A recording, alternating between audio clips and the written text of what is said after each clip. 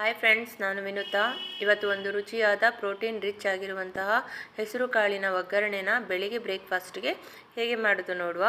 ಮೊದಲು ನಾವು ಹೆಸರು ಕಾಳನ್ನು ಓವರ್ ನೈಟ್ ನೆನೆಸಿ ಇಡಬೇಕು. ನಂತರ ಬೆಳಿಗ್ಗೆ ಅದನ್ನು ಕುಕ್ಕರಲ್ಲಿ ಒಂದು 3 ವಿಸಿಲ್ ಕೂಗಿಸ್ಕೊಳ್ಬೇಕು. ನಂತರ ಒಗ್ಗರಣೆಗೆ ಈರುಳ್ಳಿ, ಕರಿಬೇವು, ಸಾಸಿವೆ, ಒಣಮೆಣಸಿನ್ಕಾಯಿ, ಅರಿಶಿನ ಹಾಕಿ ಒಗ್ಗರಣೆನ ರೆಡಿ ಮಾಡಿ ಇಟ್ಕೋಬೇಕು.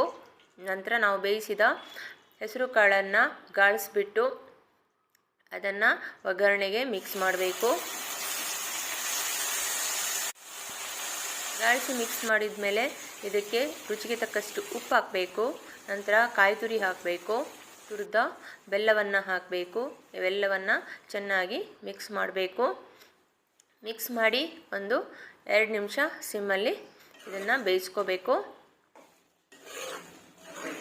ಇದು ತುಂಬ ಪ್ರೋಟೀನ್ ರಿಚ್ ಆಗಿರುವಂಥದ್ದು ಹಾಗೂ ತುಂಬ ಟೇಸ್ಟ್ ಕೂಡ ಚೆನ್ನಾಗಿದೆ, ಹೆಲ್ತಿ ಕೂಡ ಆಗಿರುತ್ತೆ. ಒಮ್ಮೆ ಟ್ರೈ ಮಾಡಿ ನೋಡಿ. ಈ ರೆಸಿಪಿ ನಿಮಗೆ ಇಷ್ಟವಾದಲ್ಲಿ ಲೈಕ್, ಶೇರ್, ಸಬ್ಸ್ಕ್ರೈಬ್ ಮಾಡಿ. Thank you.